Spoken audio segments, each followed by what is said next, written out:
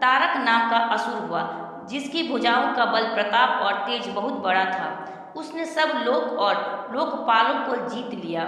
सब देवता सुख और संपत्ति से रहित हो गए।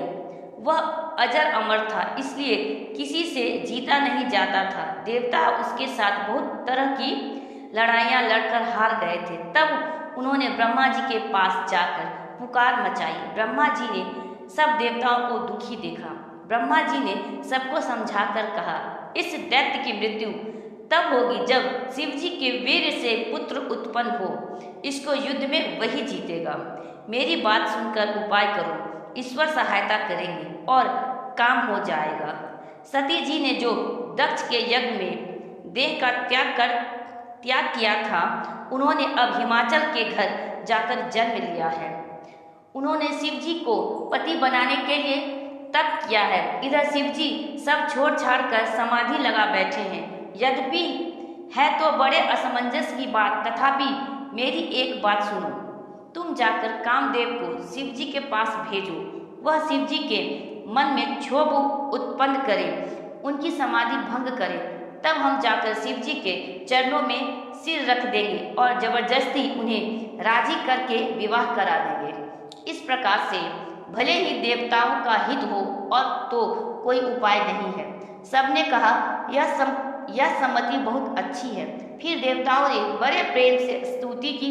तब विषम 5 बाण धारण करने वाला और मछली के चिन्ह युक्त ध्वजा वाला कामदेव प्रकट हुआ। देवताओं ने कामदेव से अपनी सारी विपत्ति कही। सुनकर कामदेव ने मन में विचार किया और हंसकर देवताओं से यो कहा कि शिवजी के साथ विरोध करने में मेरी कुशल नहीं है, तथापि मैं तुम्हारा काम तो करूँगा, क्योंकि वे दूसरे के उपकार को परम धर्म कहते हैं। जो दूसरे के हित के लिए अपना शरीर त्याग देता है, संत सदा उसकी बड़ाई करते हैं।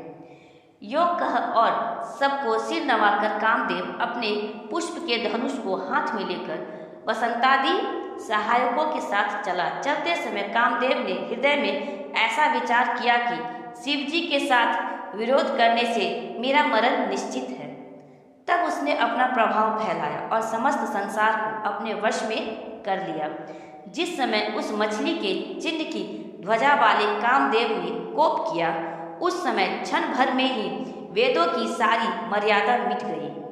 ब्रह्मचर्य, नियम, नाना प्रकार के संयम, धीरज, धर्म, ज्ञान, विज्ञान, सदाचार, जप, योग, वैराग्य आदि विवेक की सारी सेना डरकर भाग गई।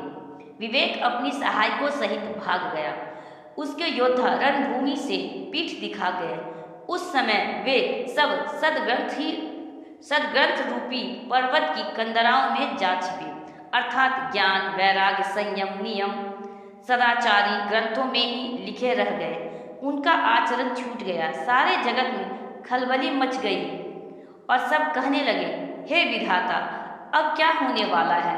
हमारी रक्षा कौन करेगा? ऐसा 2 सिर वाला कौन है जिसके लिए रति के पति कामदेव ने कोप करके हाथ में धनुष बाण उठाया है? जगत में स्त्री पुरुष संज्ञा वाले जितने चर अचर प्राणी थे, वे सब अपनी अपनी मर्यादा छोड़कर काम के वश हो गए। सबके हृदय में काम की इच्छा हो गई। लताओं, बेलों को देखकर वृक्षों की डालियां झुकने लगी। नदियां उमड़ उमड़ कर समुद्र की ओर दौड़ी और ताल तलैया भी आपस में संगम करने मिलने जुलने लगी।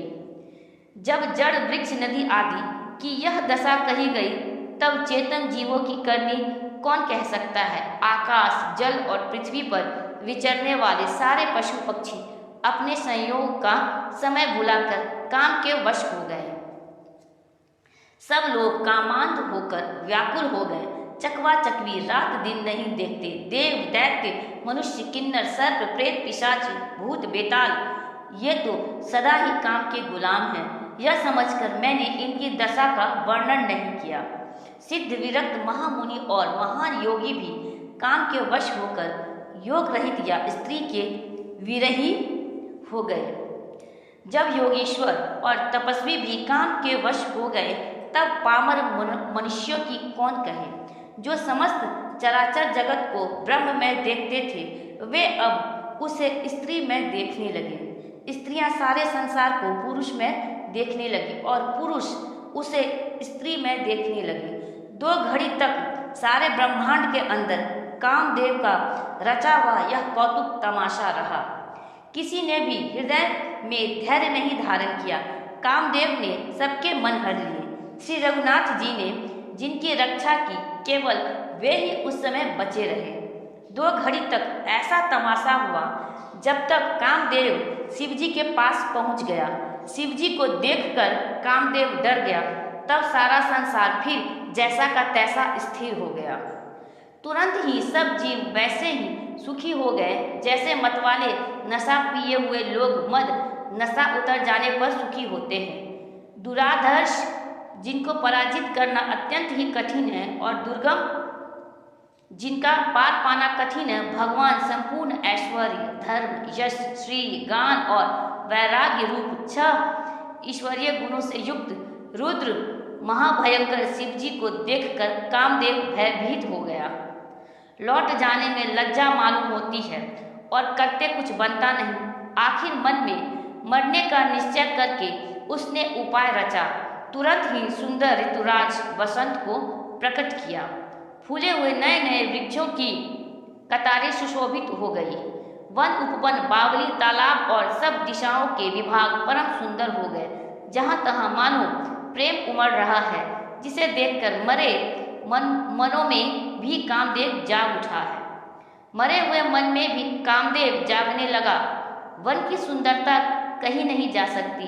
काम रूपी अग्नि का सच्चा मित्र शीतल मंद सुगंधित पवन चलने लगा। सरोवरों में अनेकों कमल खिल गए, जिन पर सुंदर भंवरों के समूह गुंजार करने लगे। राजहंस, कोयल और तोते रसीली बोली बोलने लगे और अप्सराएं गा गा कर नाचने लगी।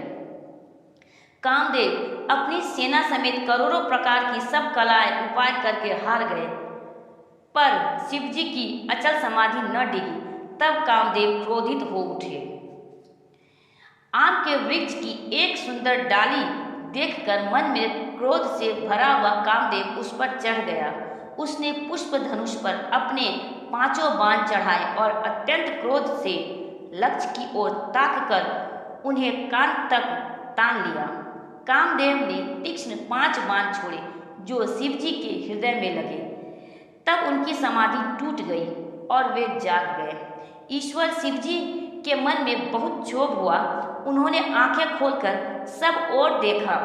जब आम के पत्तों में छिपे हुए कामदेव को देखा तो उन्हें बड़ा क्रोध हुआ, जिससे तीनों लोग कांप उठे। तब शिवजी ने तीसरा नेत्र खोला। उनके देखते ही कामदेव जलकर भस्म हो गया। जगत में बड़ा हाहाकार मच गया। देवता डर गए, दैत्य सुखी हुई, भोगी लोग काम सुख को याद करके चिंता करने लगे और साधक योगी निष्कंटक हो गए। कामदेव की स्त्री रति अपने पति की यह दशा सुनते ही मूर्छित हो गई। रोती चिल्लाती और भांति भांति से करुणा करती हुई वह शिवजी के पास गई। अत्यंत प्रेम के साथ अनेकों प्रकार से विनती करके हाथ जोड़ कर सामने खड़ी हो गई। शीघ्र प्रसन्न होने वाले कृपालु शिवजी अबला असहाय स्त्री को देखकर सुंदर उसको सांत्वना देने वाले वचन बोले, हे रति, अब से तेरे स्वामी का नाम अनंग होगा। वह बिना ही शरीर के सबको व्यापेगा। अब तू अपने पति से मिलने की बात सुन। जब पृथ्वी के बड़े भारी भार को उतारने के लिए यदुवंश में श्री कृष्ण का अवतार होगा।